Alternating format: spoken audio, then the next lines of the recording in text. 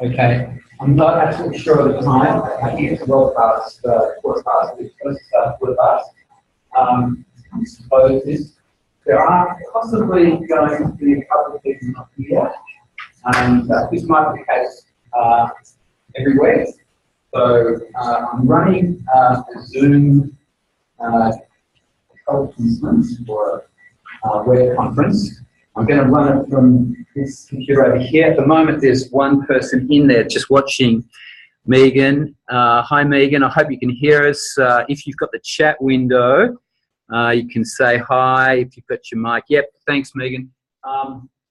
There may be other people who want to come in later, and so I'm recording it as well. So some people say I can't be here. This will be the case for everyone in this subject. If you want to, you can join us using the link that's in, I think, the welcome or announcement page. It's in the same room. It's just a web conference site that I can afford. I was thinking about using Google Plus, which we also use a Hangout, like a video Hangout. We used that last year, but this is pretty straightforward. Google Plus is my account. And, I mean, I might use Google Plus, or you might not have a Google Plus. Google Plus is actually quite a beautiful, free system which allows you to broadcast, possibly even to more people than Zoom does. Google, they've got servers all around the world.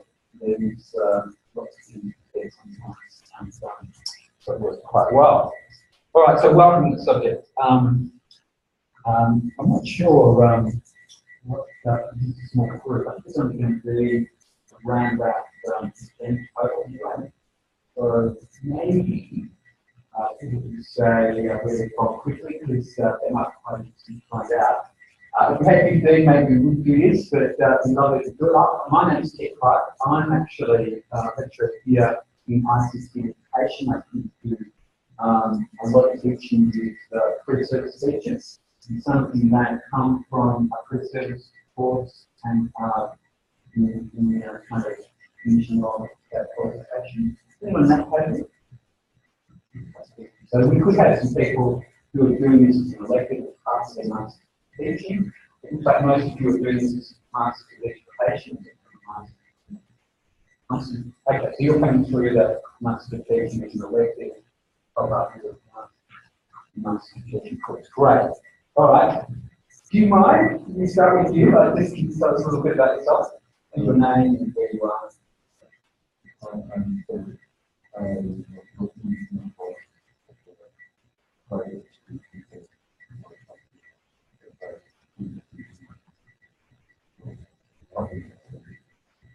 Okay, great. So you're doing this along with doing the master's teaching course like 2 years ago, or? Okay, great. Right. Now, you have a school in Singapore that you're teaching, or you're going to go back to Singapore? Let's keep going. You've got 9.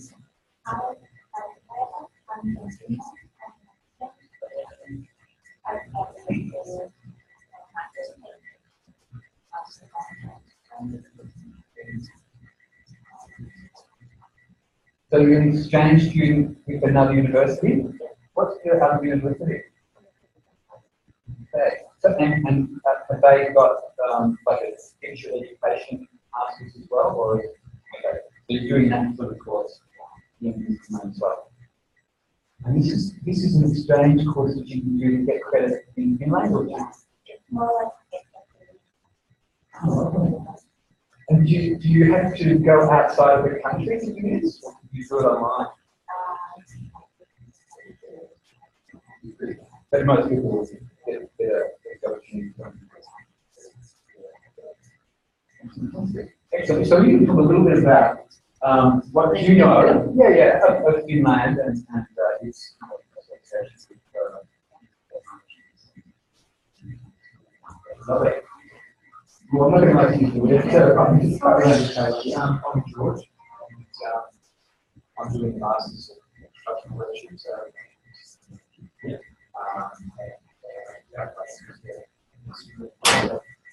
And what's the school? We're at St. College in this time. Okay, great.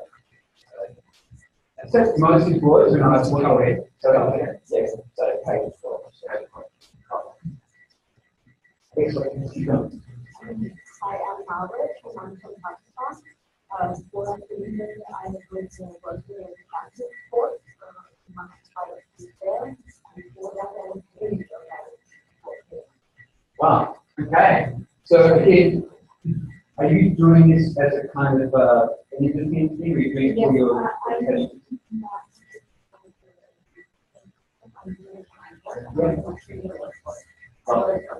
Yeah. Excellent. And you've got a coaching. James.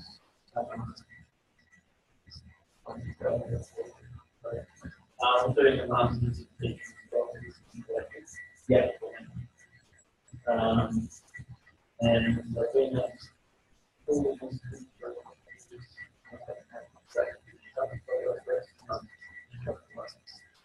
Excellent. So that means you actually provide all your time for this. Are you doing anything else apart from subject? Yeah, so okay, so you can't vote.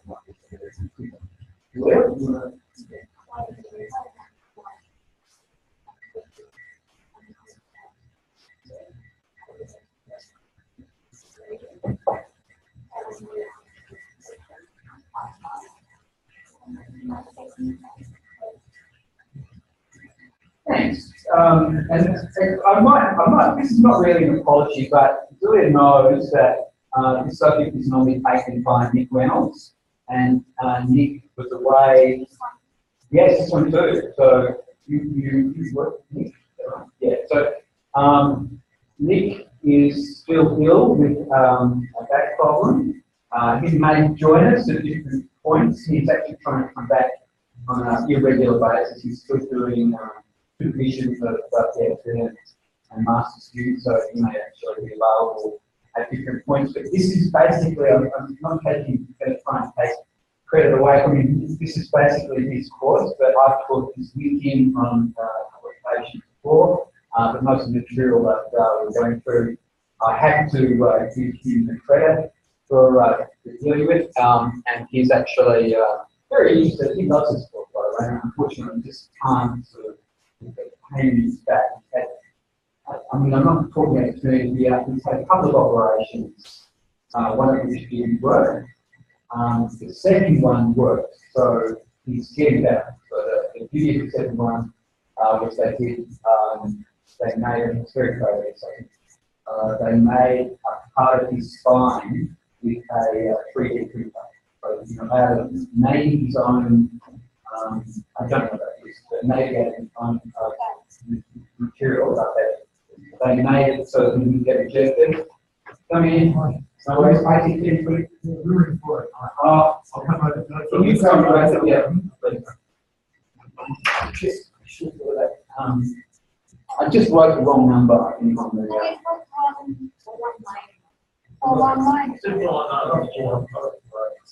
You got for it. Is that on the website? Sorry, not on the announcement. Yes. I think, I don't know why, but I just had this the number wrong in my head. I thought it was for an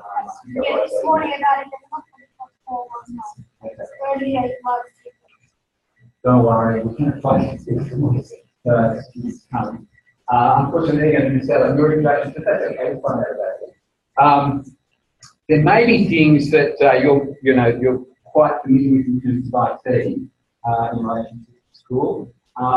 We're taking kind of a focus pretty much on a broad suite of IT. It's not a particular kind of digital technology we're looking at, but we may actually just focus on a couple of things to get the course done. But these aren't recommendations that we kind of promote or whatever. We want the course to be kind of open to suggestions, open to new ideas, open to anything that you want to explore. In fact, much of the the discussion will centre around the readings that they look at, which is kind of generalised. I apologise. I may have, there's two different numbers and two different spots, but this is where we are at the moment. I'm Pet Clark. I'm just introducing people and introducing myself. Just explain that those studies is going to use a couple of technologies. We're not focusing on those technologies. Be able to handle. There'll be any exploration of any technology in relationship to how you might use things that have been developed, mostly for school, I suppose. And I imagine that the term getting born with the notion of like the differences between the ways which may have taught that technology in the 20th century and how the technologies are actually so it's a way of actually thinking about kind of a shift that's going on. It's I think a substantial shift that is progressing at an increasing pace. It's actually getting more likely that more and more of our teaching use technologies in place. And we're going to use a couple of those, but you're going to investigate other technologies you have come across or you're reading the notions of what might be educational or theoretical support for using technology. So it is really the words in subject one, 21st century, both looking at the use of technology and obviously community as well. It's kind of, again, maybe an overused term, it's a term that does actually come from non-technology use of learning and teaching, but because technology doesn't basically, it is actually being used incredibly well, or I think incredibly well by time technology to the notion of community orientation, because technology are often basically information by technology. There is a way to actually develop community kind of understanding of things that may be beneficial for education. Now, I know you guys can be late. You missed the instructions that just happened before you came. I'm not going to go through those again. It's fine. As we progress, instead of just interact together. But would you mind, if you don't mind, just saying who you are and what your general kind of situation is, what subjects you're doing here at the university, of course, and whether you're in school or where you are. It's Ted. My name is Wanda. I work in my education. I work with I don't know if you're I'm being here to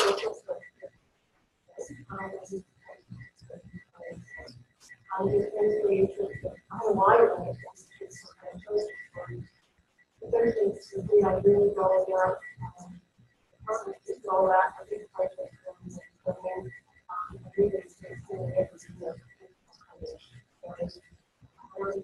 I'm getting it up.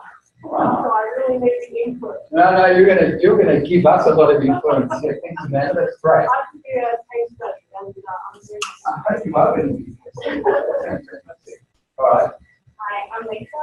I'm a lady teacher and pharmacist at North, and I'm really making my thinking and supporting that's valuing my life. Thanks. Lisa? Yeah, that's it. I'm Scott.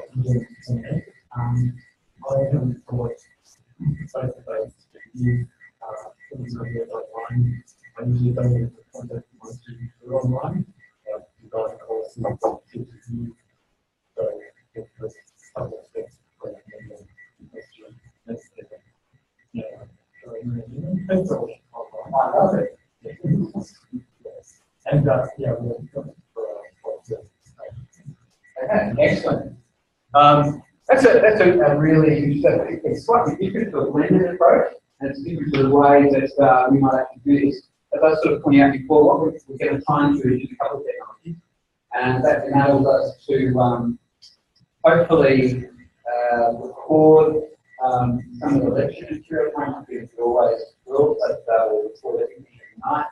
But there's a couple of people who are unable to attend tonight, and they asked for it to be recorded. So if you don't mind, that's what's going to happen. So we're recording it. But there's also someone online in there just a member of this category listening in, and they don't do it. But if you would like to do that, that's completely a good experience for you, and it's something that you try out if you'd like to. We could even try giving you an opportunity to present that way. That does actually work. When we've done this in the past, we've had, maybe not, but we've had people break into groups, they've had discussions, and then because there are available to us lots of computers in the room, usually people bring their own, but there's usually two who sitting at. But sometimes actually have the person who's online sort of sitting in the group, and they can actually hear and make contributions to the part of the discussion. It's not completely natural, but it is sort of feels a little bit weird. I'm not sure how you feel about it, really, but it's very completely natural. But sometimes, they're not actually there. You can see the face sitting on the iPad or on the computer screen, and it's kind of well, it's a pretty straightforward process to do that. So we'll do that occasionally, but not necessarily always true. But I'm telling you right now, I am actually recording it. So you say whatever you like. It's not really a broadcast anyway, so it's a problem. But some people don't. Yeah, I should actually tell you that it's recorded. It's really something. If you want to check, make sure the camera is running to it's just when you've got the webcam, you can't really see you at all. It's so far away that it's really just capturing the echo of my voice. It's not actually, I'm not mic'd up or anything. But I could put it anywhere, or we could just set it up on a table. We could actually not necessarily record it, but just have a web conference with a single individual somewhere who may not actually matter. Well, I think all of our we have had people who overseas locations. So this year we're going to do that. Right, so what I'm going to try and do is just quickly go through the notions of what we're going to do tonight. We haven't got a lot to cover. Really, I want to introduce one topic. I haven't actually listed that. Just after we do a little bit about the 11 sessions and the fact that the sessions require a bit of reading from you each week, and I'd really like it for people to get it in their head that they're going to do one session. So you're going to actually be the presenter of one of the sessions rather than me do it. It's just really a matter of actually doing the reading that week and thinking of a way of introducing the reading. Maybe it might be possible for us to discuss something rather than you just sort of do it as a verbal. I think it's much better if you don't sort of describe or read it all that. So that's not so great. It would be nice if we could actually have a discussion about the readings that you read.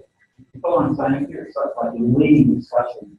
And it might be that that's when we actually break into small groups, do a little bit of discussion and introduce one of the, if there is people online, you might actually take them to the computer that's talking to you from that outside as well. And I invite you to try that yourself. Right, so the thing is, though, that the whole course pretty much runs from, again, another site outside the subject. It's just a commercial website called Ning. It's a nice integrated network environment. It does have all kinds of features that a learning management system has. I'm not sure what you use across Hill for Moodle. And what happens to you use? You know what I mean? Collaborate. Okay, so we could use Blackboard Collaborate here, because that's what the University of Melbourne uses, but I'm not actually using that. The course was set up for the Ning, and does actually use it for any flexibility like easy access, just to combine group thing that we control. I'm actually gradually letting people know. But what I thought I might do, just so that I come to this problem of excluding people, is I haven't done this, but I might make you all coordinators for me. That means that you have access to approving people who request to come in, and that sometimes actually works much better than me having to do things like computer as people make requests. Once we've got the class in, there's only about 15 in class, and I think we're pretty much close to that number right now, but I have a feeling that I haven't had a look at the meetings recently. Everyone to membership record, so you know people have access to the NIM. But the NIM is where you actually find a way of actually setting up for the subject. Now I might just go out to get that.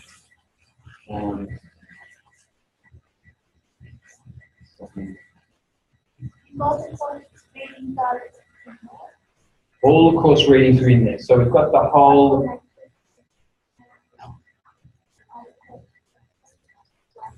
Oh, hold on. Okay, so that's a good question. Because Nick has actually got some notes here that the course readings are linked from the NIM, but because some of the course readings are at the library, and you have to sign on to the library, just go and log on with the student using password. If you weren't doing that, yeah. But because you're staying with the NIM, it thinks you're coming from outside, and Nick actually did point out in one of the overviews that you may find that you would have to. I don't need to do this. Just get straight there.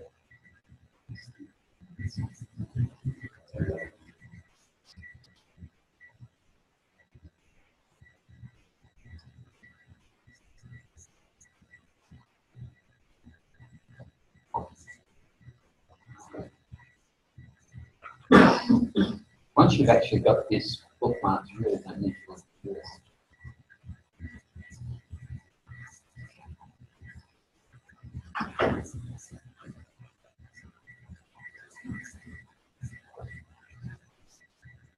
All right, so I have actually, I've got possibly members to approve. Is there anyone outstanding at the moment? Let's see, I've just got a home, it might actually tell me that this one is approved.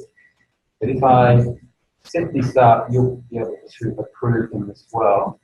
One of the nice things about the NIM is that it will actually show messages in terms of the latest message that someone has left. So if there was a notification someone wanted to make about some of the readings or some of the things that you notice, that will actually come up if you post a message into the NIM. Now, I want you to realise that part of the assessment is, one, making contributions over the week. So that's not just the person who is actually leading the reading, but the person who is anyone can actually say what they think of the reading before we have the session. So this is kind of part of the process of getting some of your assessment done. 10% of it is actually to occur in the online space in the NIM.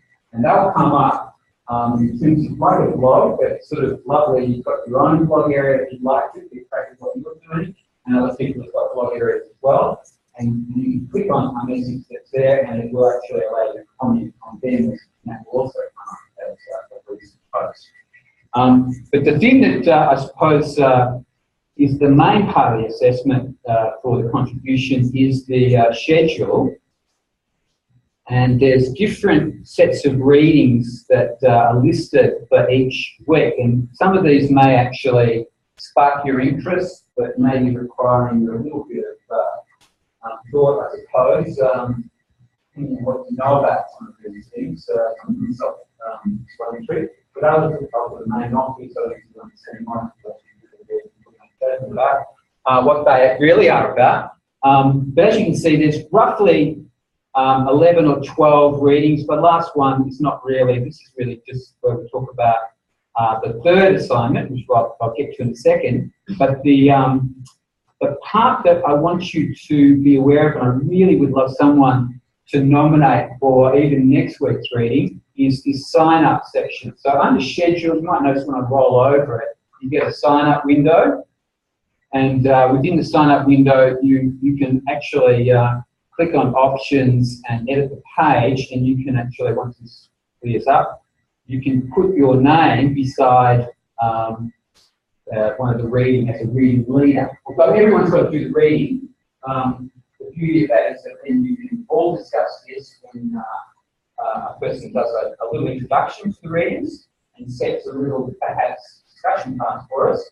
For some activities, sometimes people actually design an activity around the reading, but generally someone's going to have to lead us through it. I can do the reading through the first couple if you like, or alternatively, you could actually nominate what you'd like to do a discussion from next week, which someone nominates. It's a matter of going into the schedule, rolling over the sign-up window, and then clicking on the edit. So if I click on sign up again, I think we go back and we get this option, edit the page. If you click on there, you can edit it and you can write your name in. So if you have a look at the kind of headings, that'll give you a rough idea of what the readings will be about. If you want to see the readings, if you go across here to week 1, I'm not sure if anyone worked this out beforehand, but as you gain access to, but these are nice background readings on the notion of community. Now, as I was saying before, what we're looking at in this subject is both the notion of 21st century learning, which is completely kind of integrated with technology. That's the notion of 21st century learning that I'm focusing on.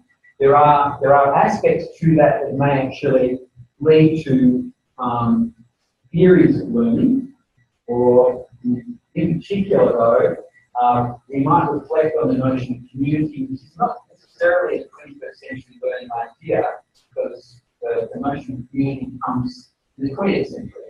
It just so happens, as I was saying earlier, that some technologies lend themselves to that kind of community building process, and there are quite a lot of educational theories that orient themselves to the focus that the communication aspect of technology allow in terms of community building using technology. So there's one aspect of technology that we're kind of developing here, and that is the notion of how technology allows people to frame up what they're doing around their community response, rather than just what I'm doing now, which is one-way, teacher-led discussion.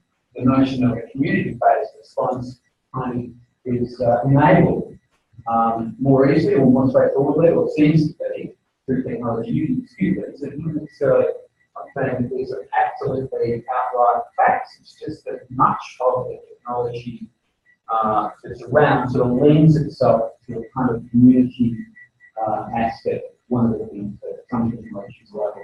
If you can think of right now, I'm happy to have people dispute it, but straight up. I mean, it's not necessarily the case. The technology generally, not every technology would necessarily lend itself to the community aspect of learning.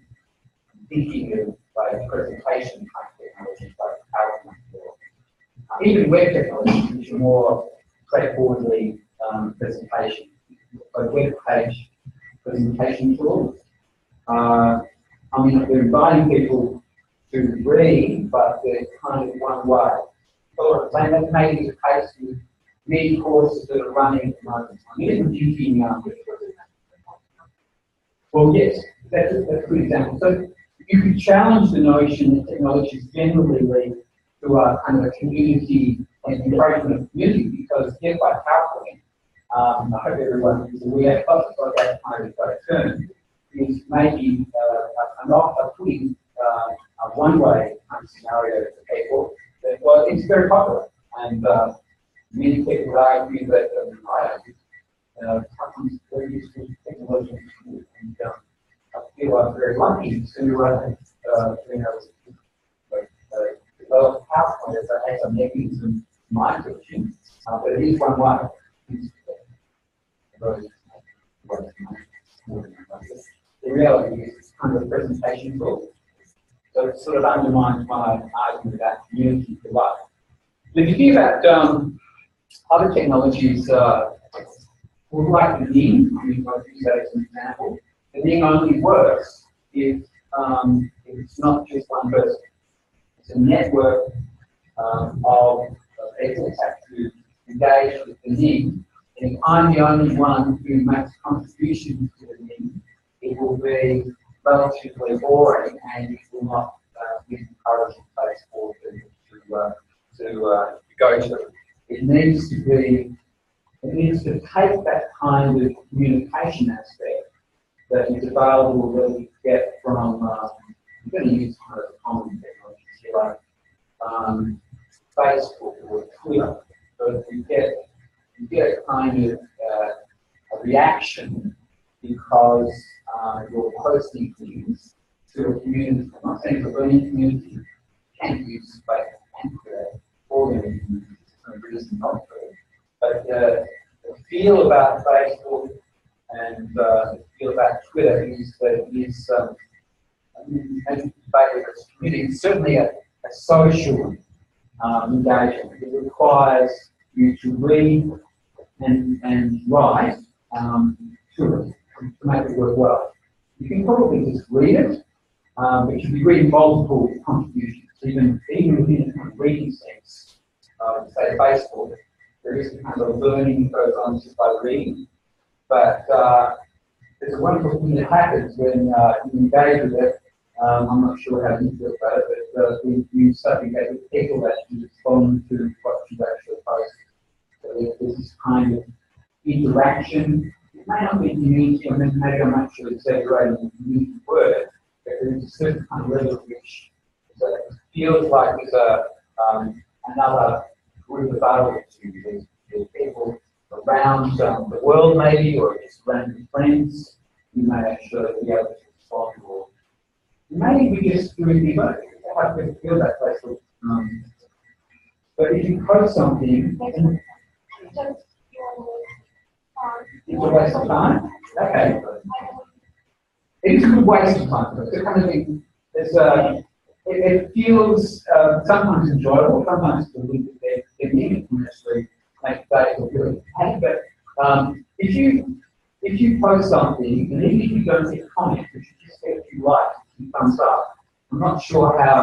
I always respond well to that. I don't know why, but I know that people just automatically do that. They just say like, for no real kind of deep reason. But there's a certain encouragement of my posting that I feel is enabled by the fact that they've got that particular capability. They're actually making a decision to push that button. People can comment. Anybody want to dispute that, or anyone have that same sense? It's just a really nice feeling to get a bit of feedback from someone. Anyone not use Facebook for that reason?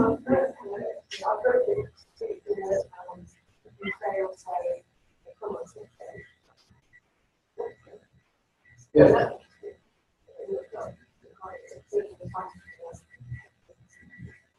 That's right. Yeah.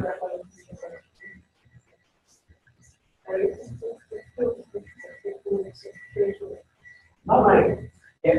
So it is. I've been to plenty of conferences, by the way, and I've even been to this. But the discussion is about use of Facebook as a educational tool. But in the conference, they're talking about different technologies. Many people actually use group aspect of Facebook as kind of a learning management system for getting students to be great. So, we're quite legitimate there. I didn't do that, but I wonder, I've had a lot of questions, not directed at me, but asking me why I don't use Facebook. I don't use Facebook actually as a tool. And other people sort of wonder why we don't use that. But the reason is that I found that students really like Facebook to be theirs, kind of their environment, kind of a social environment that they like to engage with. May not be so much now, and maybe in the past it's a real an important kind of we-owned-based thought to go on university actually be using that environment. Kind of feel now, one of the things that you said, that people's familiarity with Facebook has been so universal, kind of lost its appeal a little bit, and for that reason it may actually become quite a useful tool to use in education because that kind of familiarity that people have already got, the interface, means you don't have to kind of get used to the interface to start to work with it. So that the cognitive load to actually start off using something like Facebook as a kind of feature, or it doesn't require any major hurdle to understand that technology. People interface is pretty straightforward, doesn't necessarily require a lot of learning, and people are familiar with it. But I still feel that it has the sense that people use it for social reasons, and to divide into categories for them so that your feed of sort of learning material coming out in the feed of social material may be a little bit distracting. It may not actually work as well as it possibly could if you separate it out. And that's just a personal judgment.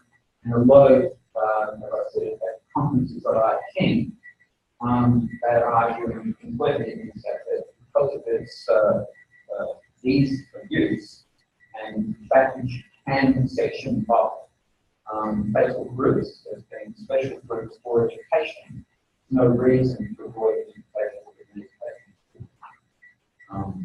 as an opinion, and it may not be that you might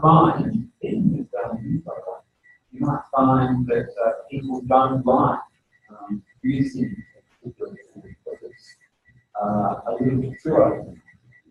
You spend too much opportunity to expose themselves to interaction with people. From a student perspective,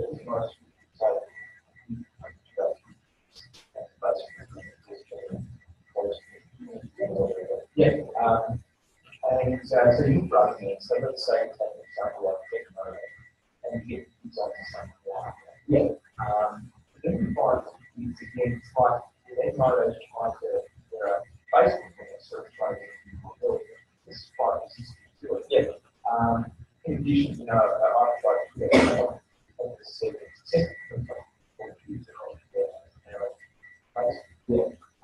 so you've got those barriers that does talk about amongst students. So you've got to look for other ways to get that discussion and that interaction going. Not just set up so we're going to put a classroom or something like that.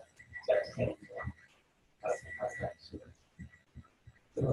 I get what you're saying, and I'm aware that with these human cultures in schools too, and some schools and some universities are going towards more kind of universal tools like Twitter and Facebook as a support mechanism for the way the school runs. There are things available to universities which were EU ones and another ones the massive online open courses.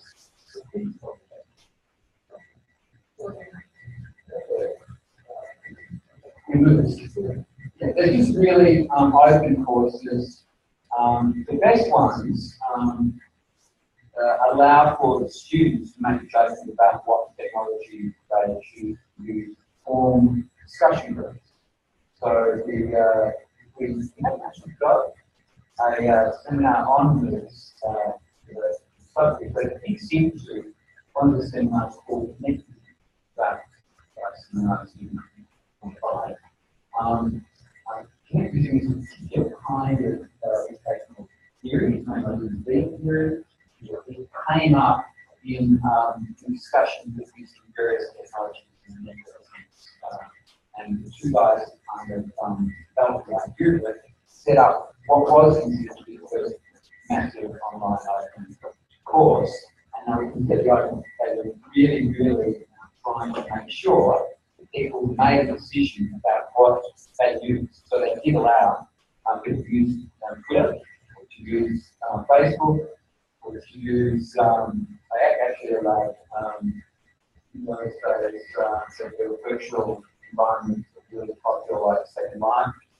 People used those, people used other technologies. There was a kind of base learning management system they started with, but the course was very open. And this has been kind of consistent approach. So you know we use the environment for Sierra, which is a commercial organisation. Basically, they're actually there to supply a bit of the basic learning management system. But again, what you find with the course is you know them, despite the fact that what I said about some students wanting to separate out their social life from their academic life, perhaps, they will use Facebook as the back channel, and possibly the most constructive learning channel.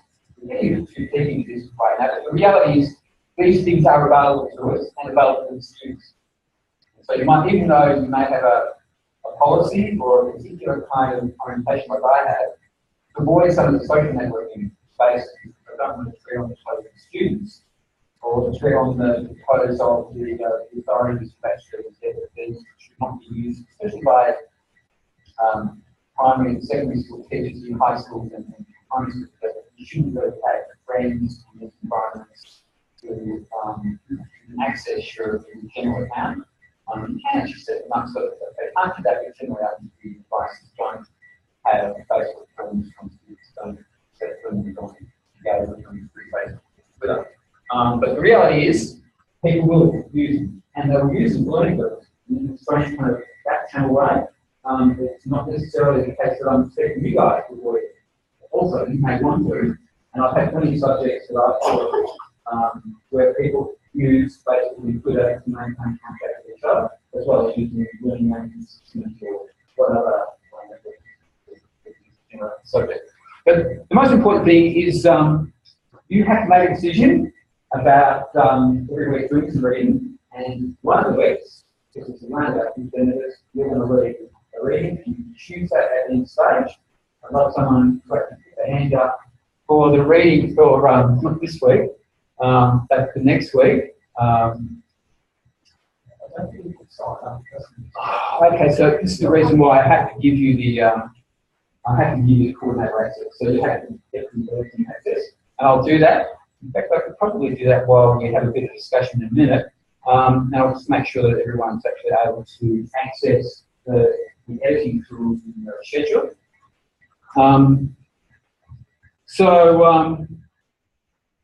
But just notice this is how you do it. You just go to schedule, sign up, and then you click on options and edit. So I just haven't set that up just yet.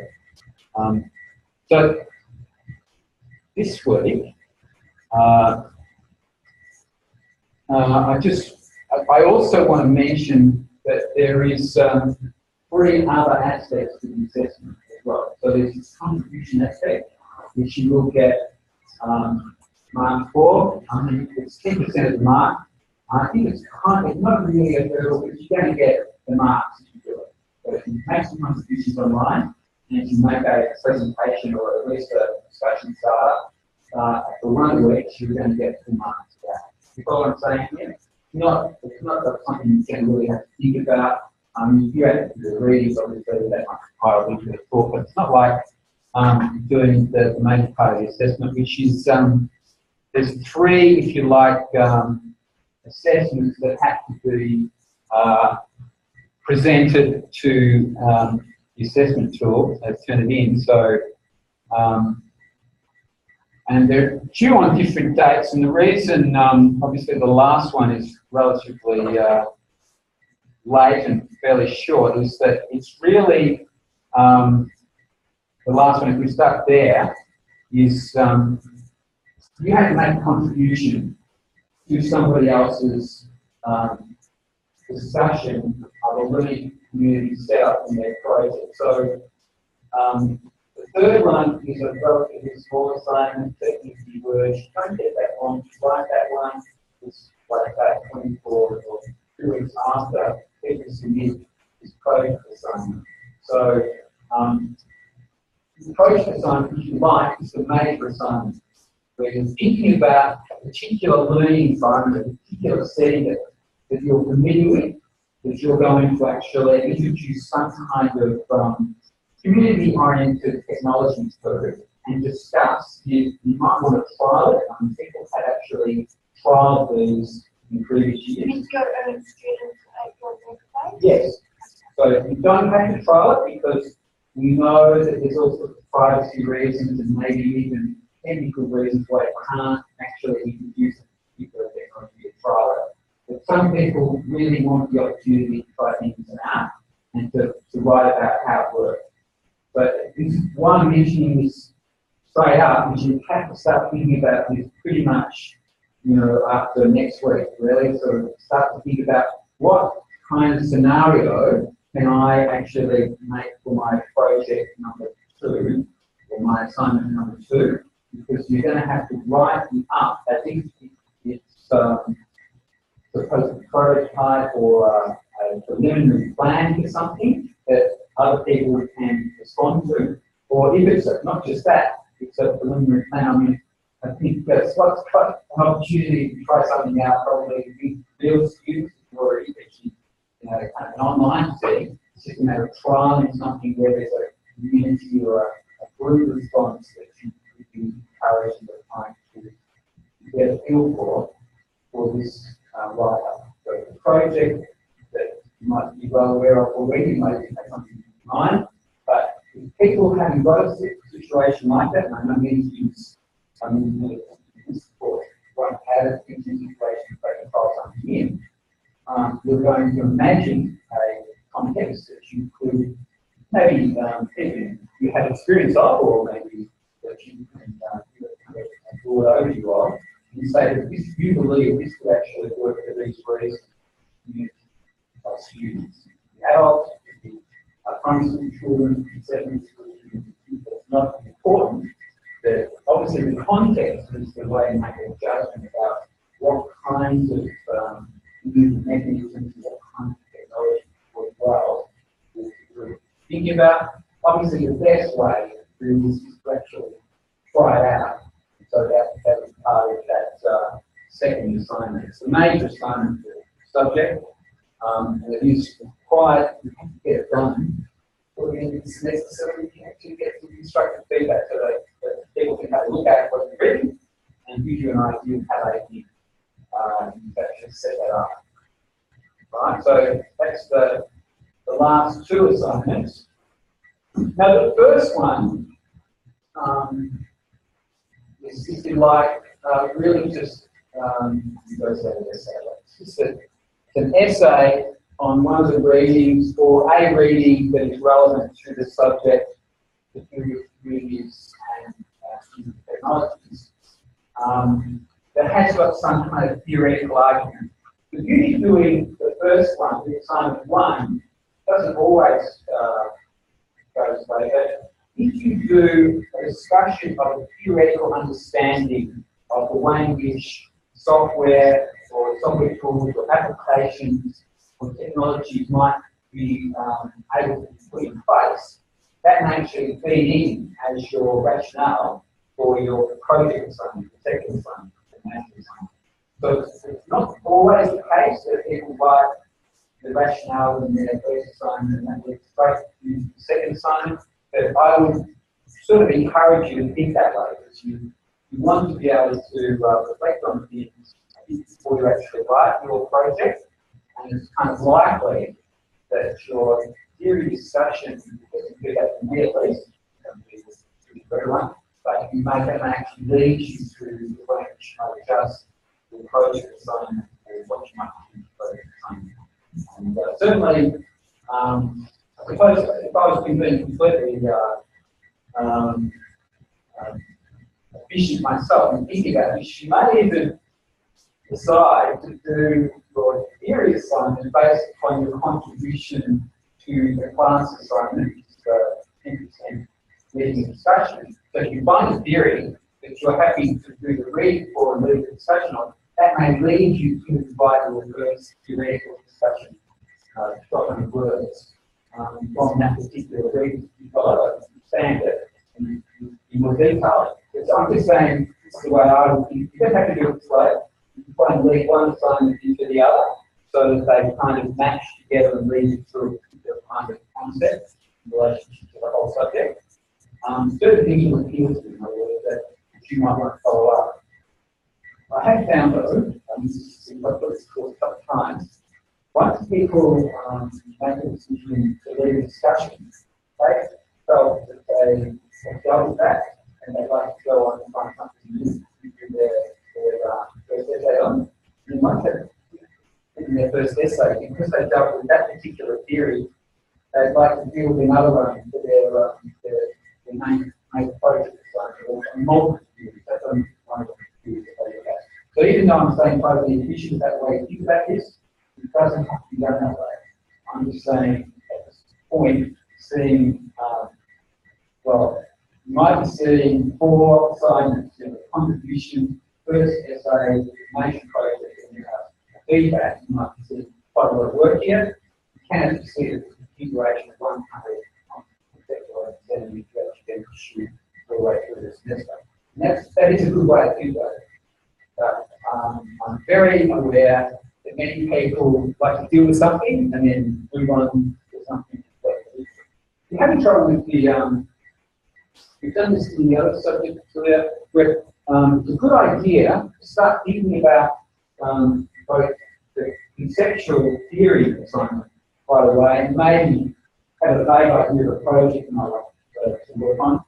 What I think actually worked quite well is if you try it out with in a discussion, you might spend some time when you discuss with other members of peers, and also you might make some judgment. Sometimes find out with you first before you have to try it out with me. Is actually where it goes. And you guys want to it's such an everything, but you know nothing about things. So this is completely fresh and new to you, but really no idea what it is. You just really need to voice it with other people where maybe the like mind. And they may actually give you a kind of confirmation of your understanding of that theory, if that makes sense. And that might actually lead you to say, well, I really do investigate this with that kind of confidence that other people also are doing something kind of track together. You don't have to agree with these theories. You're not picking a theory that is absolutely the way that you believe everything should go. In fact, I think we might actually do that a little bit now because I've been talking about too much. And I'm hoping that you get a sense of this more when you work your way through the concept of the subject and do a little bit of a presentation result discussion. You get more of an idea of what to write about and that can lead you to more about what your project might be about. Okay, so don't fret if you haven't got some project right at the top of your head, but I'm happy to answer questions that you might have. If you sort of worry about this or good presentation, when you discussion, roughly how I really would go for about half an hour, but I wouldn't go for half an hour if you're talking. I know I've been talking for a long time. But you should do that. I'm telling you, use it for like 10 minutes. Want to, you can go that long as probably too long 26. But then you should try and get us to do something that is answer the question. What is the question that the reading too much to you, or you think that? Well, maybe what is the question that you want answered that other people can answer for you? So you can sit at the table in the discussion, but we'll actually do kind of a summary discussion after everyone has. So the idea is to lead a discussion, but not by you actually doing all the talking. The reality is that's how I prefer to do it. Like 10 minutes, what was the general gist of the readings? And raise this question. And you really like this question for you. It may be something you know that happy with that. The reality is that something is the case if you want to know on part of the experience, makes sense to you all. And, or it may actually be that you've got can read. You can actually find using the library system, is the same as probably some box hill. The library system probably has a very simple search tool for finding alternative readings if you want to. And the one that's most interesting is like discovery. If you type in any of the readings, basically find a set of readings that may actually be agree with that, but may also be a nice contradictory response from other that is kind of encouraging you to do that. So it's not just pace. The readings on the subject are the only readings that have to be dealt with. If you want to, you may want to take it a little bit further and find either support or contrary readings by doing the research yourself. But you are actually being asked, of course, completely legitimate to find alternative readings and challenges to say, despite the reading saying such and such, I think we could probably look at this particular aspect of it. So I'm happy with that.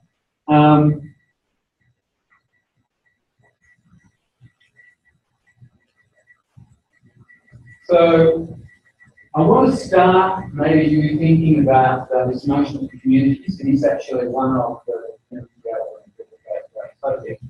It just so happens that there is kind of a base level concept that you need to know about. It's not necessarily one that we'll deal with like extensively, but it's a base level concept that you pretty much need to be able to identify its main principles.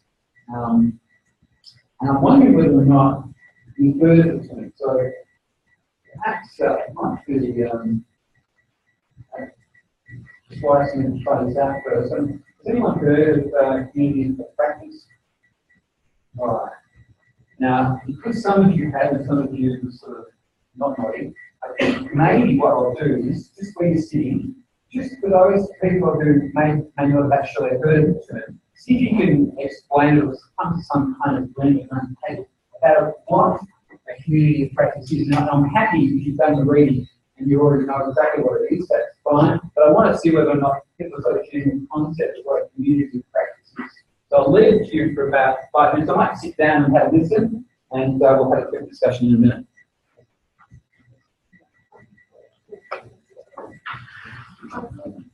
Hi, Megan. I'm actually just getting people to talk about community of practice. So I'm going to take this computer over to one of the tables, if that's okay, so you can have a bit of a listen in. All right. No worries. That'd be great. Yeah, thank you.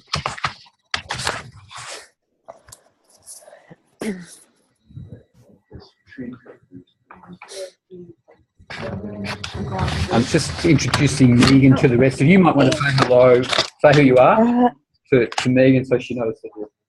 Hi, sorry, it's a bit dark, if you can hear me there. But just say hello. Hi, Megan. Hi, Megan. I'm Amanda. I'm sitting at the table. I'm from VU. I'm doing a doctorate in education. Hi, Amanda. Hello. Hi, I'm James. Hey, James. I'm sorry you're not going to be able to see. You might have to push over that side of the table. Would that be okay? Would you, Scott, would you just mind moving across to that chair over there? I know I'm forcing you to do this really quick, but it feels more natural later. It doesn't feel quite so natural. Set up like this next time. Yeah, maybe.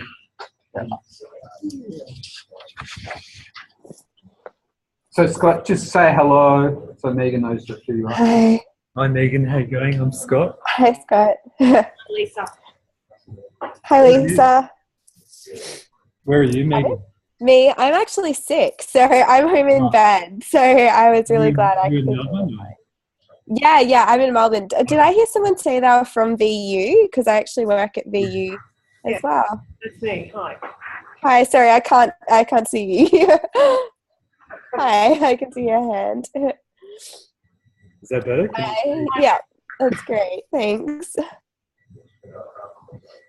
So Ted told us you're supposed to give us a 30-minute presentation tonight. I think I'm having some trouble there. I might be going through a tunnel. Okay.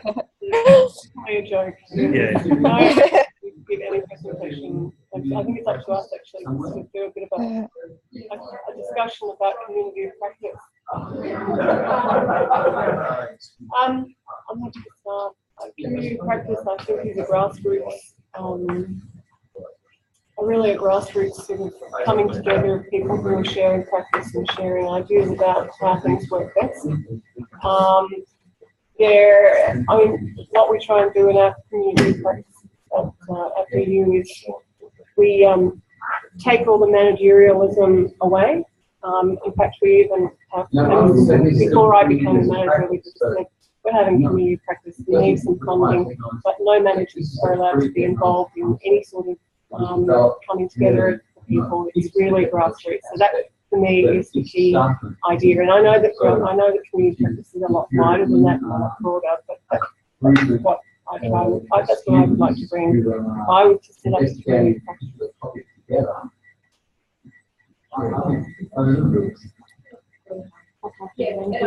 And I don't know if that's what Latham Winger talk about. I think it is sort of, but I haven't had a reading, so I'm not 100% sure. Yeah. Yeah.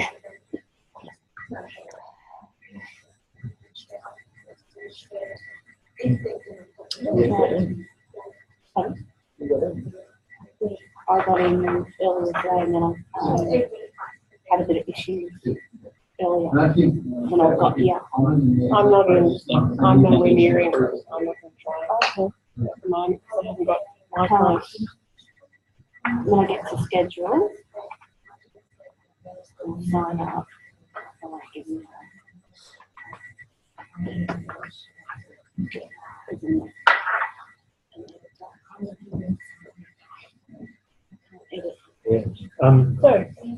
So community of practice, like, so where you are, do they use that term, community of practice? Yeah. Okay. Is there some sort of, because I've got to admit this is a term I've heard a lot, but I've never been sort of in an official community of practice. So I don't know, like, when people are organising one, is there some sort of standard that they go by, or is it just? Yeah, I think there is. I mean, you generally a community of practice is set up, as I said, not by management. It's set up, it can be funded by management, but not. And it's in a workplace that people are usually practice oriented. So it's not usually seen in academic circles, like you, but in teaching circles, but also social work, community development. So it's where people, generally the way that they learn their job is through the job itself. So the underlying principle of community practice generally is a non-theoretical approach. So not medicine, but nursing, for example. Nurses have community practices, but doctors generally don't. So that's what I mean about there's a sort of a democracy around community practice. And people get it. I mean, the way one would run is that people come along and share stories, essentially. So there's a really there's a narrative quality about a community practice. They say, this is what happened to me, and this is how I dealt with it, and they share that. And then people in the community practice say, yeah, that has happened to me as well, and this is how I did it. And so you start to share your narratives, and you come up with, things that are similar about how you worked out that problem. Yeah. And from that, you generally start to see rules around and modes of working out problems that formulate a sort of theory. So it's a completely reverse situation from top-down theoretical, this is how you do stuff, these are the rules, they go and do it, to we all practice in the messy world, and we deal with the problems of the messy world in this way. What are the similarities? They bubble up, and then you formulate the rules from that. So do you do it at work? Yeah.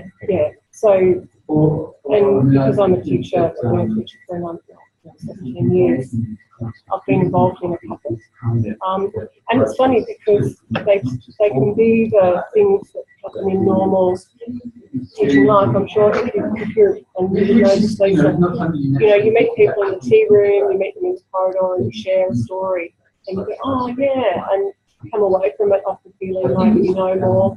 You know what to do in another situation that's like it, and that's how teachers and nurses and people in practice tend to connect. But a community of practice is taking that sort of tea room sharing of stories and formula, making it more formal, more structured, and more supportive. You know, the people who fund it, do they put any conditions on it in terms of what they expect you to do? This is that's the murky area. And ideally, no, but the funny thing about community practice is it itself is going through a change. So now management have got onto this community, and I know because I'm now in management. So they get this community practice here, we can create one of those, we can use and evaluate, which is completely the wrong way. I think it's not. I'm assuming what these people would say community practice should be used for. Yeah. It's by the teaching staff, and I'm talking mainly about education. It could be any other thing. For the teachers, by the teachers, through the teachers, and so it's genuine. Because management is not practice.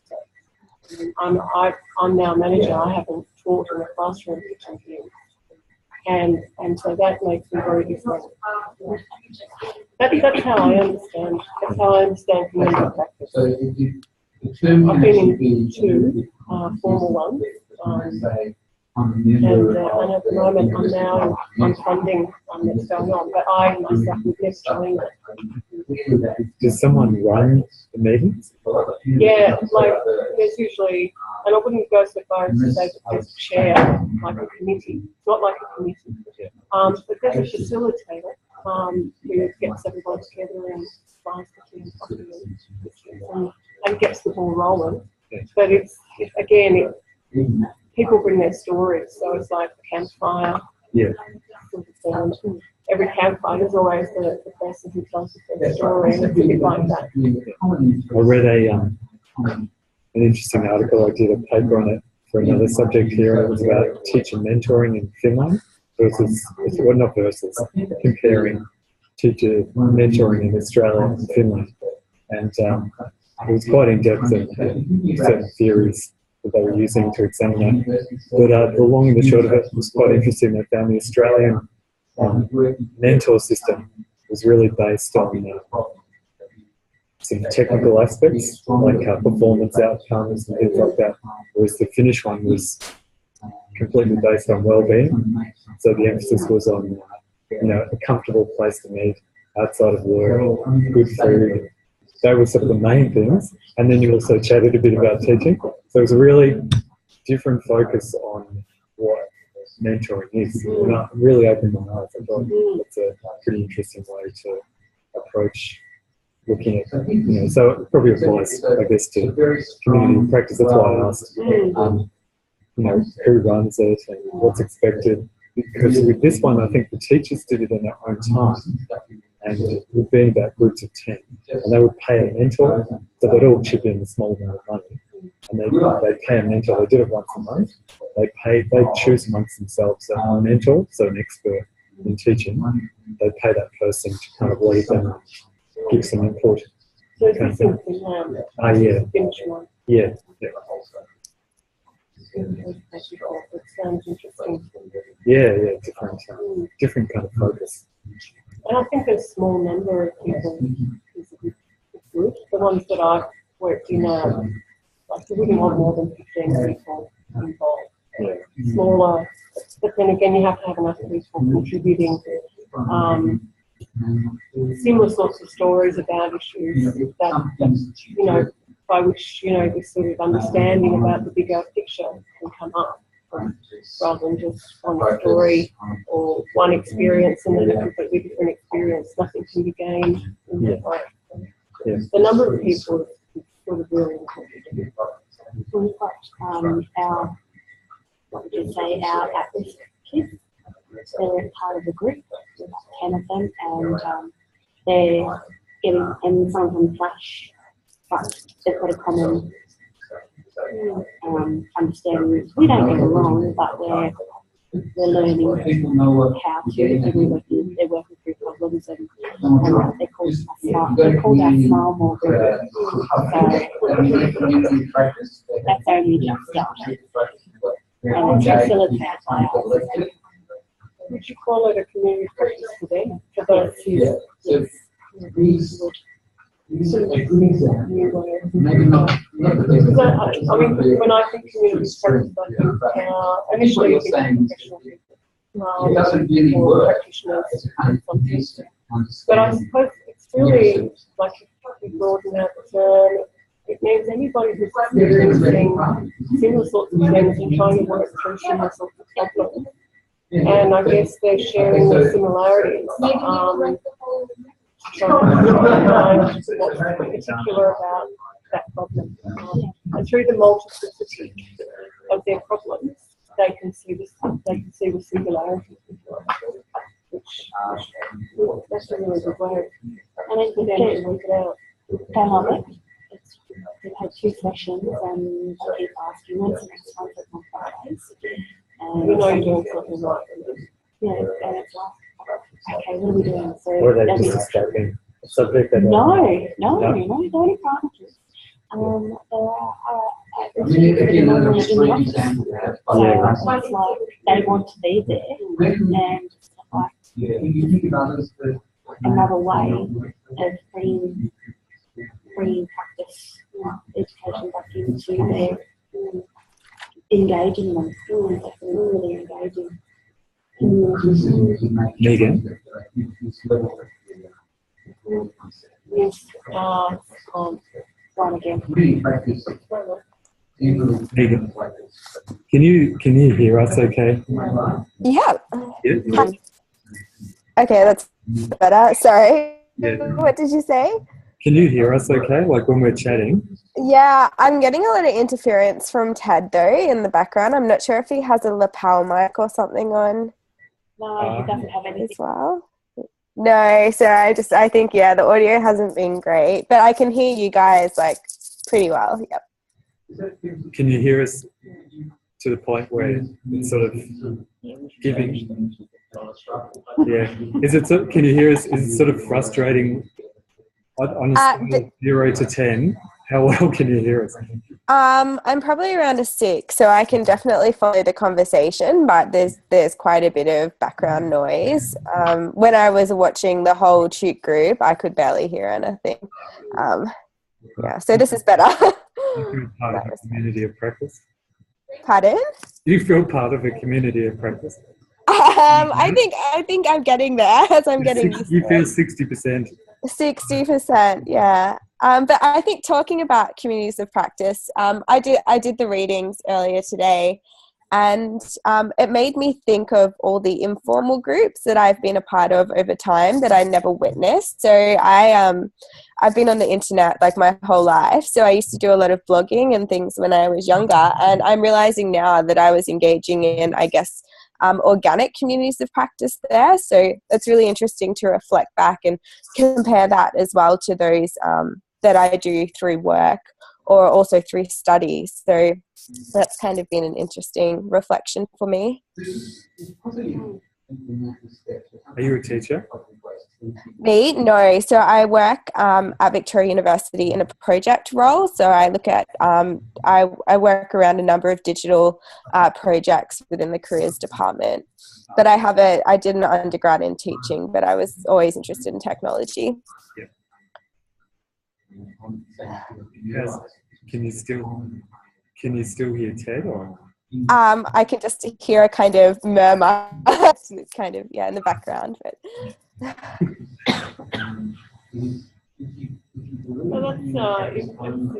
So you work at VU in with the digital learning environment group? me, no, I work in the careers department, but I work a lot with those groups as well. So I'm centered in the careers department, but I do work with quite a few different areas around that. So So you're thinking, do you in your workspace, do you feel like as people in the careers area, that you've got a bit of a community practice around there and all of the multifarious, Yeah. careers issues that our students, I think, yeah, I think we have so many, like trying to pinpoint, because there's a lot of informal work. So, you talk to a colleague about your problems, and you might have a couple of colleagues who you go to for one topic, and then, other colleagues or people at other universities. So I'm in a lot of LinkedIn groups that discuss problems. They're collaborative from people, from Australia and internationally as well. So where we discuss problems online. So I think that, both at work face to face, but then also with my broader peers. I have lots of, maybe not formally organized, but going through the way that Wegner and Lave identify, the domain, the community, and the practice. Definitely, there would be a few. Maybe there could be more formally organized ones though through work. I think that would be good.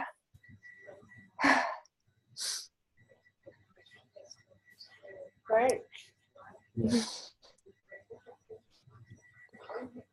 James, are you a teacher? Yeah. What do you teach? Science. Yeah. So, you're in the community of practice. I've never heard of this thing before. Do you talk to, how do you communicate with your colleagues generally?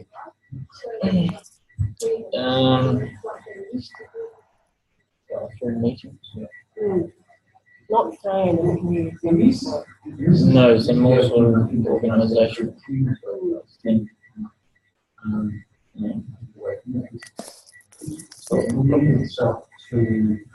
Usually making. Yes. Do you have sort of an informal group or a few teachers that kind of discuss workshop with? Yeah, so some of the science teachers here in an office week. Yeah. Yeah.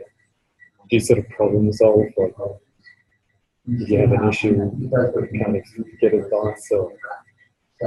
Yeah. Mm. So. Yeah.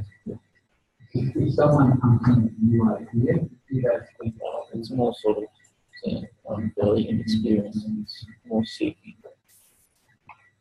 advice and more experience rather than exploring ideas. Yeah. Have you just started recently? Yeah, so I started last year. And is that sort of, does that help you? Do you kind of feeling a bit lost? Do you find support? Yeah. So sort of coming from other mental techniques. It's improved to a more experienced person to fall back on. Yeah.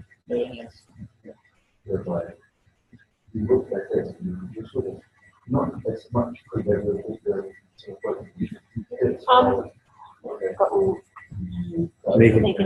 Megan. Hey. I haven't done the reading. But you mentioned domain. You mentioned domains before. You've done the reading. And you mentioned yes. Domains. And I was wondering, could you tell me what that is? Because I'm actually not sure. Actually just got it now.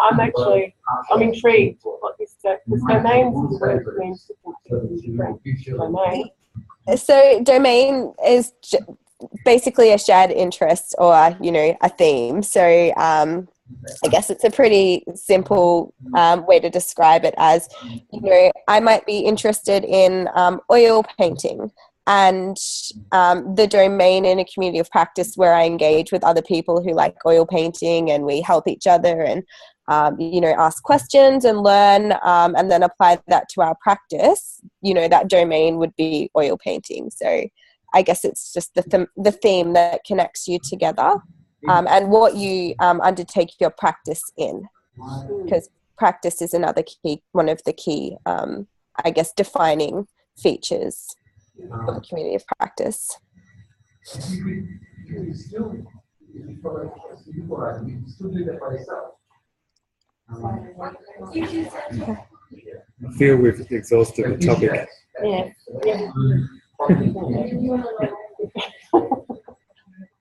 Without further, getting Lisa to read it out to us.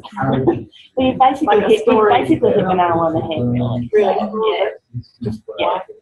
Going to the domain, the community, the practice. I was reading that second article. It's the title, really, isn't it? It is. Yeah. Yes. So basically, as Megan was saying, the domain being a part of a club, common interest in that, shared point of view, building relationships. In your community of practice, however loose or formal that term is, does anyone have part of that community overseas, or is it mostly local, distance or local? The practice that I've been working on, and I think that's been important. And I suppose this subject, this unit, will, put that to the test in that the successful community of practice being face-to-face if you're introducing learning technologies, then that's essential. It has to be resolved in some way, because if you're introducing me or people, look here, Megan on a computer screen, as being outside, well, so there's face-to-face and there's a community that is potentially fractured through technology, but what I suppose you have to resolve is how can you use the technology to not fracture people and those relationships so that they still feel as if they're part of something. And I suspect, I don't know, but I suspect that it's through continually making sure that there is a continual round the campfire narrative storytelling going on all the time, despite distance, time, even, who knows. Because I think you have to boil down, you have to absolutely know, boil down community practice to what is the human side, keep that, and then everything else can be technologised. A hunch. So he's got 19, yeah, it's really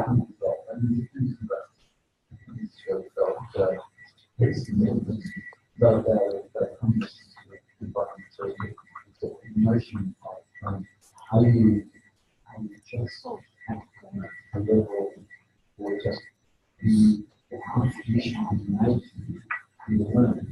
Well, yes, you can go to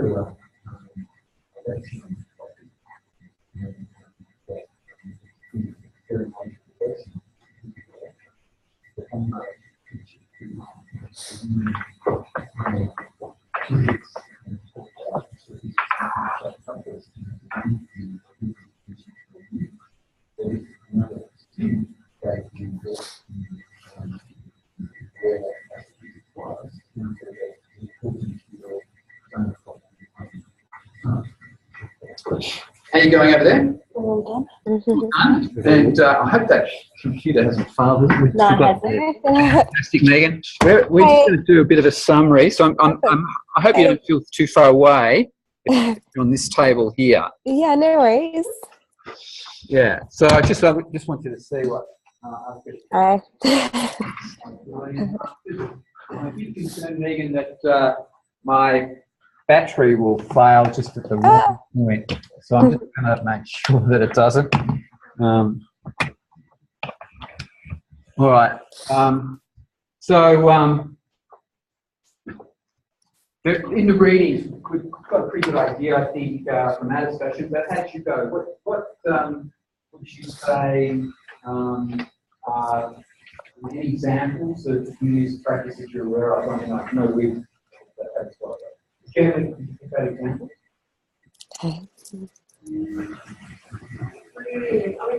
In general, I had a couple of questions. But I think we're going to talk about them as cases saying what's similar about them. Discuss rate, I suppose, one reason about them that might be stable as opposed to and I think the same things to me were that they are generally grassroots, that they tend to emerge from people who are, let's say, commercial, non-commercial, and rather than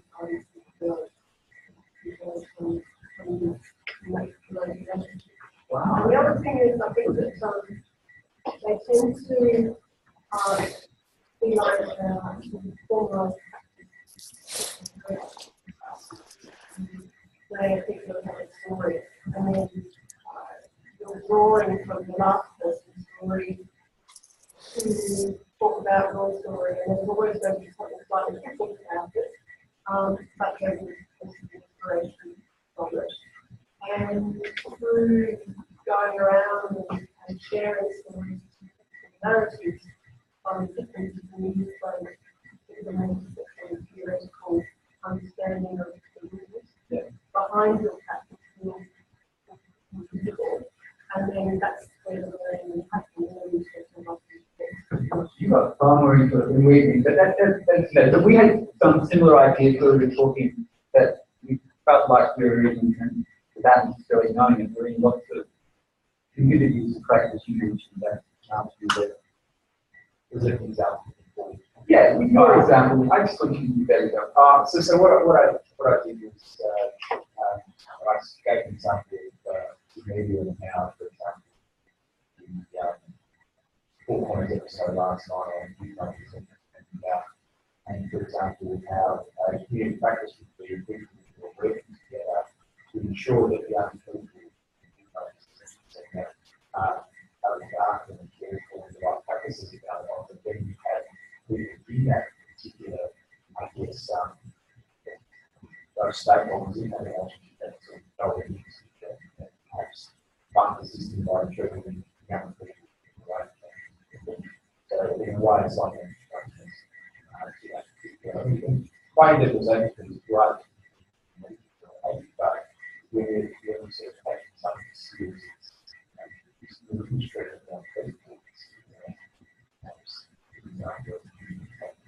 Okay, so what we were trying to get to here was the discussion that although communities of practice sound like these wonderful cooperative things, it may not apply to every single group that you may be in. But one of the things that we did mention though is that we realised that we are in lots of community kind of practice organisations, even without knowing it. If you read about what this theory is, you don't realise things like a staff group would be community practice. Most of the experience in community practice, in general, one of the more affinity practice. Work is the obviously around the practice, around doing something, getting something done. And it tends to be the case that despite the fact there may be differences of opinion, people are actually working towards the same thing. But you guys probably kind of can see that it sounds like it's a cooperative situation all the time. I was actually trying to just challenge the fact that sometimes if you just use that kind of notion of always being cooperative and collaborative and always working towards the same practice, it wouldn't be any change. You wouldn't actually get any movement. It's pretty much, as you were saying, that people contribute one idea, add another idea, which doesn't actually change. It ends up being a learning experience that people like to add to each other's ideas.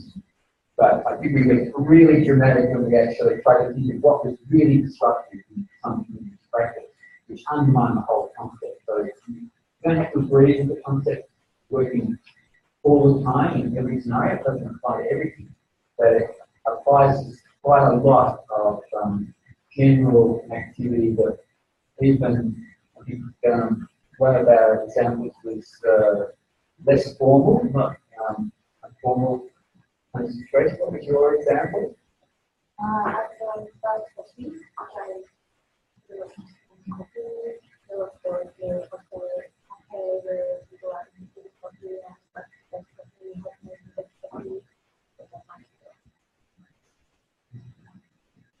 So I'm pretty sure most people's experience is that they're probably in lots of communities of practice. It doesn't even have to be kind of formally sort of set up that way. It can be. I mean, there's plenty of formal circumstances which are set up that way for that reason.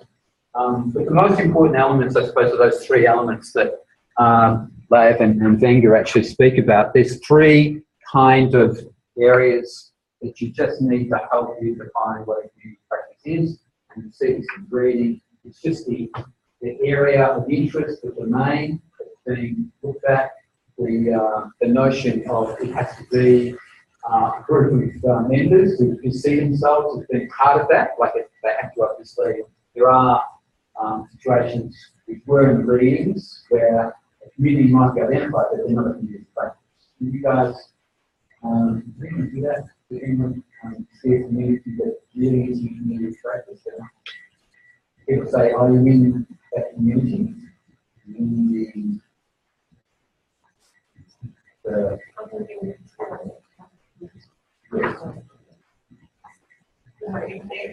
lot of those things.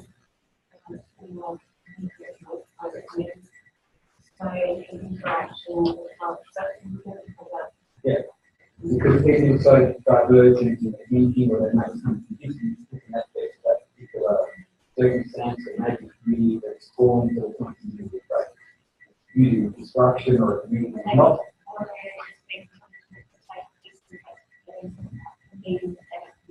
Yeah. And the most common example is the one, I'm not sure who mentioned it, but you mentioned is the notion of a neighbourhood. Yeah. So why is a neighbourhood not a community practice? You just live there, you have to be in your neighborhood, but you might have no knowledge and someone just there. You don't need to, you don't have to. Not stay like there. It's the school one. School usually decided that that's what And communal practice. it is. Parents can have a routine meeting to make the school better. You know what?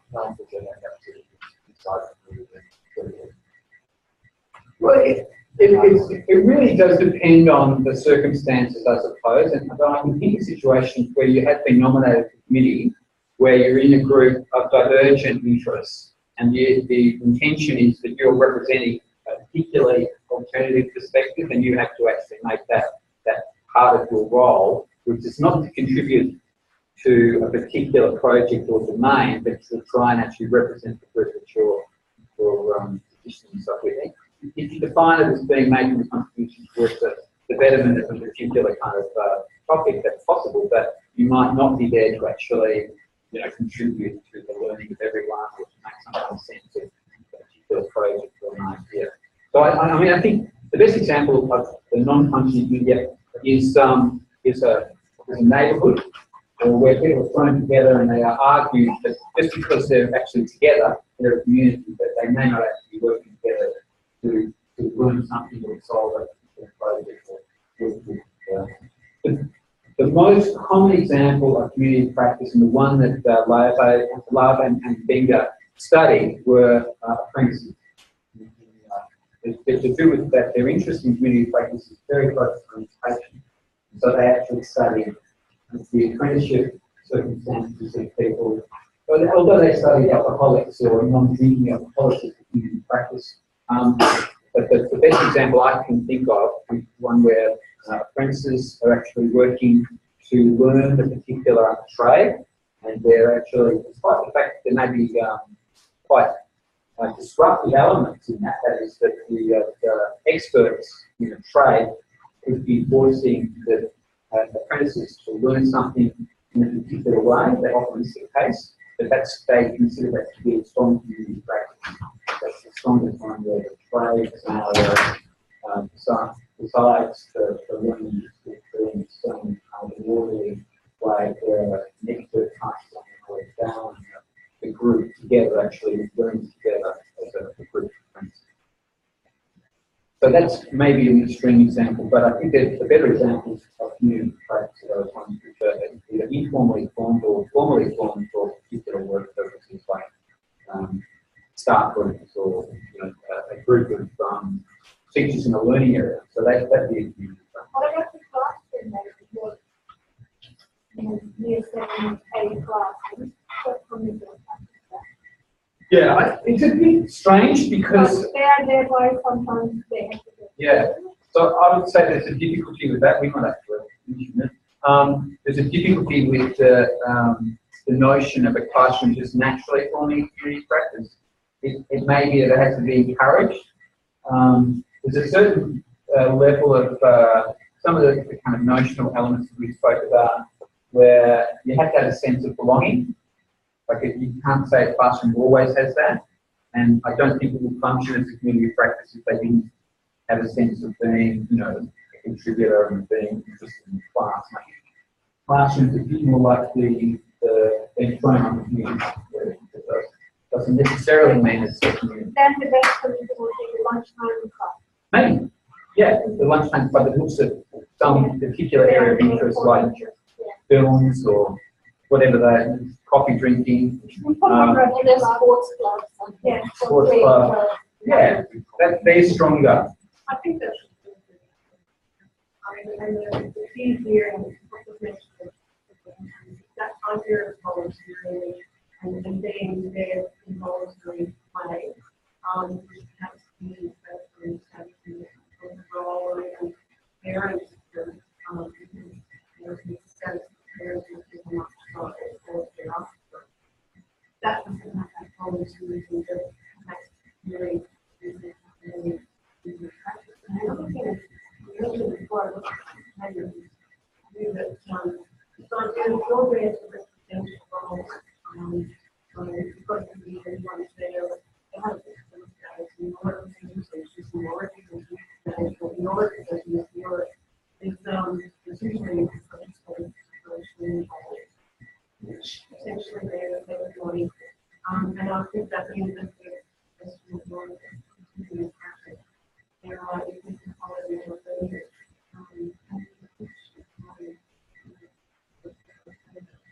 So I don't think you're pretty well addressed that, because there is a kind of a status thing with as people become more expert, they move up in a status way.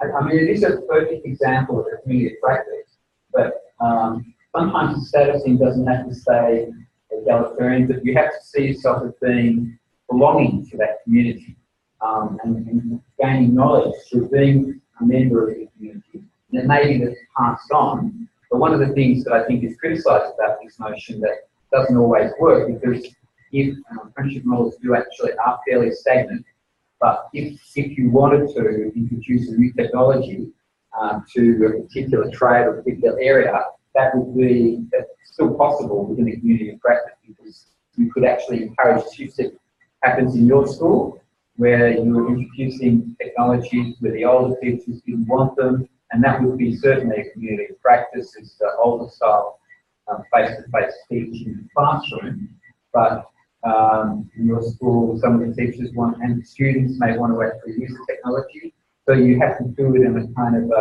disruptive or encouraging way, a way that actually encourages others to see your point of view. It's still a community, but you're actually doing something that's taking it in a direction to help people learn. There's a kind of a sense of belonging, which may be not necessarily related just to egalitarian status.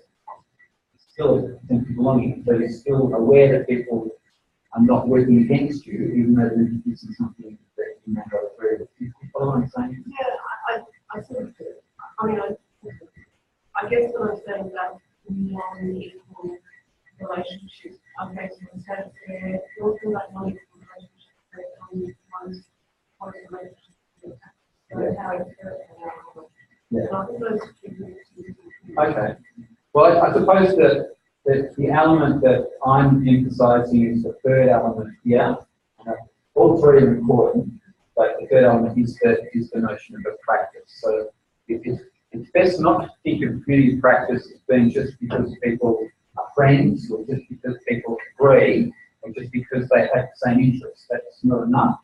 They all have to do something together, like drink coffee, or teach, or actually try and become a plumber, or fix plumbing pipes. If they actually have that kind of commonality of doing something that they're interested in pursuing. It's in a community, but some people are doing it, but as like the parents, but some people say just want to be there physically, but they don't want to contribute. Yeah. Then what happens? But still the work is there done by others. Okay. I mean, again, yeah, that's I'm happy with that, because I can see that being quite common, that there isn't necessarily, especially in an educational sense, people do actually come along to, especially Scott will probably answer me on this, come along to online discussion environments and they don't make a contribution.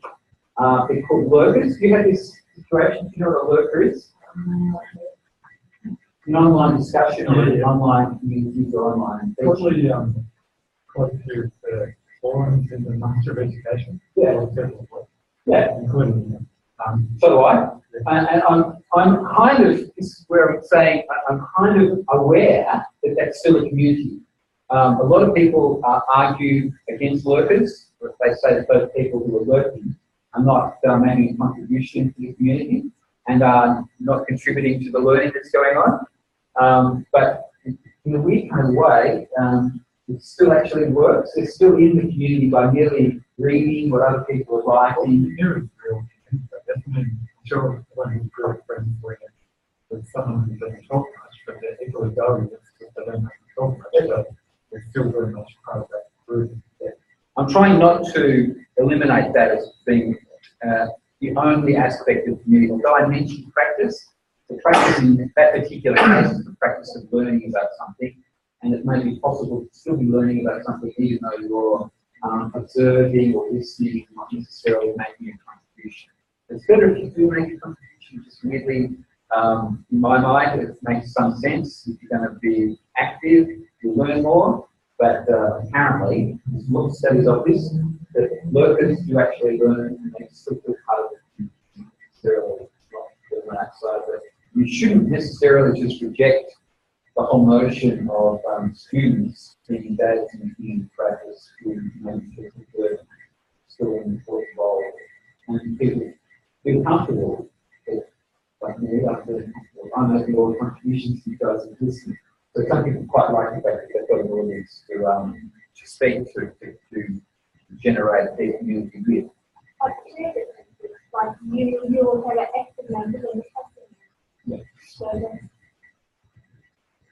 that's kind of take on that. Yeah. So I'm saying that there are kind of disruptive elements and there's things that you might need to think about. Some people argue that these things are generate certain kinds of social interaction, and some of those things are based upon kind of ability to make associations between people in kind of a cognitive sense and social sense, so the associative line of thing, but particularly this notion of social capital. There is a sort of, again, a kind of underlying concept of community practice that people get reputations through their contribution to community. So that, I mean, this is a very common thing to say. The best example probably is something like Airbnb, where you're, I wouldn't say the community is really, but the notion of gaining reputation online gives you credibility as a provider of a service. You follow? Like in Airbnb, you get reviews, and you can actually raise your social capital by the kind of reviews that you get. Facebook, again, I'm using that as another example, but people can make contributions to Facebook and get lots of likes, or maybe Twitter and get lots of retweets. This is giving them a status as a, an authority, a person worth quoting, that may actually give them a sense that they're involved and gaining the recognition of others. And so social capital could be a reason or a motivator for engaging in a community practice. You might want to have that sort of, I'm a contributor to this community, and people recognise my expertise. And as you gain that expertise, gain the social capital, you'll contribute to your expertise. You're not going to keep it, you're actually surveying it and making it clear what that expertise is. All right, so there's quite a lot of other notions we could go into, and I'm pretty happy with how we've gone so far. But what I really want to do is I really want to get someone thinking about the next week this notion of social capital and community building through electronic networks. So I've only just touched on it, but it is a kind of a focus for discussion next week. It's not necessarily the case that it only revolves around the notion of community to practice, but it is one of the things mentioned in relationship to community to practice. Has anyone come across the term before, social capital? Yep. I don't want to get into the heavy kind of theory around it, but there's quite a lot of theory. French philosophical theory. Kind of a bit Marxist in a way, kind of a theory of gaining a reputation, and this becomes an alternative to gaining money, and you become powerful through your reputation, through your ability to give things away, not necessarily your ability to get money, but your ability to obviously get a reputation for being the veil of knowledge, a focus for other people to learn from. Well,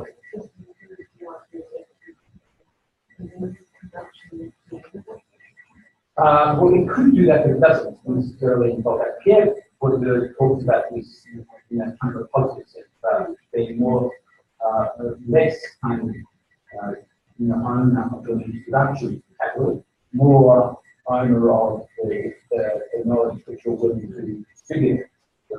Your own ability of gaining capital is not by containing the knowledge or the money, it's by giving it away. However, the reputation doesn't exist if you just know something. You have to obviously make a contribution. And that, in a funny kind of way, is actually a positive thing. If one's positive to you as the person who gives it away, because you gain a reputation, but people regard you as a worthwhile contributor, a reliable person, that kind of knowledge distribution is actually positive to you.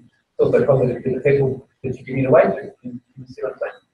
This is a really interesting kind of area to investigate, kind of notion of why people make contributions to social networks, like actual non-formal educational environments. People are doing this all the time. So I'm trying to encourage someone to put their hand up, and you've got an opportunity to get this out of the way, do some reading, have a think about it, and sign up. I haven't got the sign up yet, so I'm going to turn that on. I would. I mean, it's definitely but you just signing up. I haven't. I'm not on. I'm having my enrollment to go through. I don't have any extra Wi-Fi that I'm here. Blah blah blah. Yep. I have everything, but unless I can get that under control. I'll put you down in your room for it. You have to do the readings. Everyone has to do the readings anyway. All you have to do is think of a way of introducing it and asking the question. Right. On the condition that I can go, we can get me on the news. In the next 24 hours. If you can get me on there and after those meetings, then I hope that's your email address. I will send you the invitation. you'll need, you won't be able to university system. The needs outside the university system, as I explained, and you should be able to get straight through to the new background.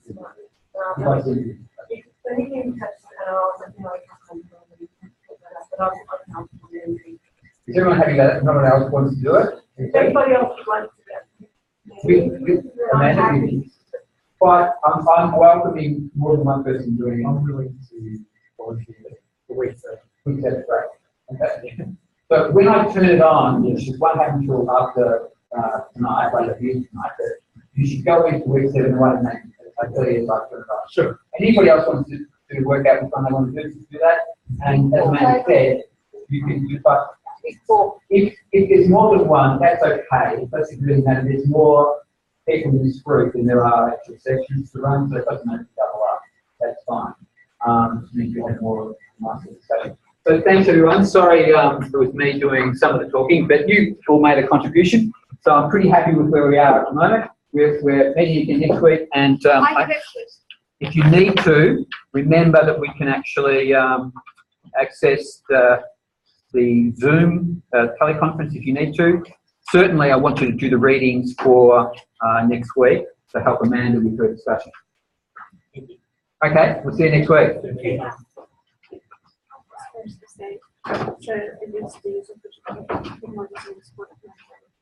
What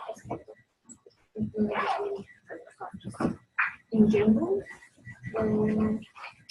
Well, I'm hoping that people are going to focus on like a kind of a way of encouraging group or community kind of responses. It doesn't have to be community practice. But I do think that there's sort of opportunities in technology for getting more than one person working. Like different to what I said with PowerPoint at the start, I want you to kind of come up with a way of thinking about technology use that's more expansive than just one person using. Okay. So there's plenty of technologies that just one person uses and they learn from that. But this is the idea of this subject is to think of those opportunities that technology gives us to engage with others as well. It doesn't have to be community practice, by the way. For this project, Yep. can you set up a Oh, yeah. real classroom? Absolutely. For my subject. I'd love you to do that. Class, Yeah. and then just get See what happens, write it up, say whether it was a complete failure or whether it did actually work. I mean, it'd be lovely if it worked, but if it doesn't, that's still good. Or like a website blogging or Yeah. And it has to have it still has to have a kind of an educational base, kind of a rationale justification for that particular, although you choose to do the technology first, you still have to write it up as if you were planning to use that technology, you know what I mean? So you've got the reasons for using the technology as well. I think like you too, I think of the technology first, and then I'll think of the educational justification later. That's okay. Let's do that. So, I'm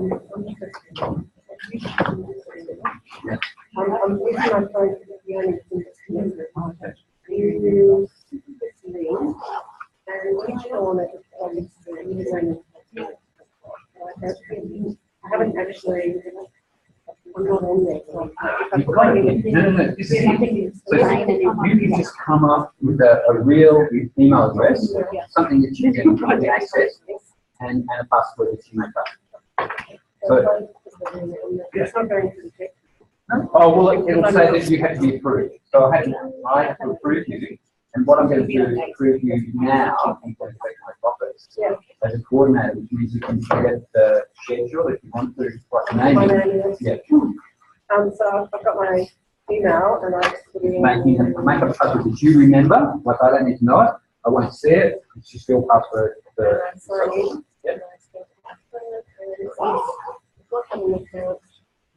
have to approve. And you have to. Yeah, we use the same password and the same problem. Right. So, but that's in the invite. That's then. That sends me something here. I should be able to approve it from here, basically. I'm starting to get a bit nervous if I can't get the readings. So. Yeah. I've been getting these all day because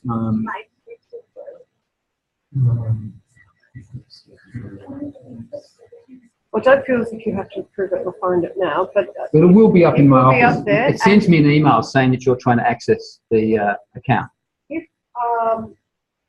I've got your email, so if I don't get on, I can just email you and Yeah. Thanks, Megan.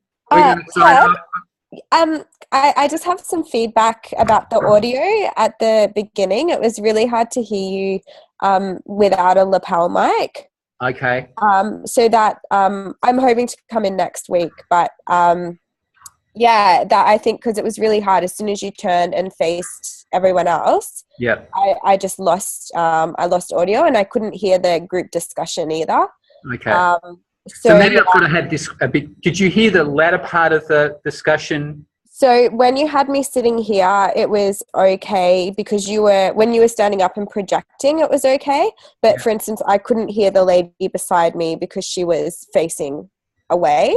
All right. So, so a lapel mic, and even if you can get, and there might be like a team at Melbourne who can help, who have desktop mics. Oh, so yeah. they're sound limiting. So what that would do would just give the kind of close space sound, but would That's limit the back end. So I didn't hear probably until you took me over to the little group. So sorry. That's okay. That's okay. It's really cool. I love being able to do it from home like that. So I'll come in next week, but I'd love to be able to do it remotely. I love that. No, I love the feedback. So it's good to have it. So thanks for that. Yeah, and we'll see you okay. face to face next week. That'd be great. Yeah, hopefully I'm feeling better by then. Yeah, but be aware that we can do this and we will improve it. Yeah. So it'll be better. I was hoping to do every second just because of my work schedule. So that would be cool. So happy to keep trialing at it. Okay, thanks for that. Okay, thanks. See you later. Bye, Ted.